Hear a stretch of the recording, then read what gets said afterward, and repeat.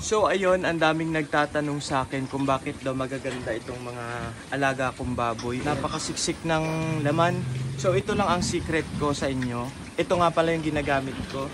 Ang Vitamin Pro vitamins ng aking baboy. Since 2023 pa, matagal na, yan yung ginagamit ko. Kasi marami tong multivitamins, minerals, B-complex, electrolyte, amino acid, and probiotics na talaga namang siksik at liglig ang ating mga alagang baboy.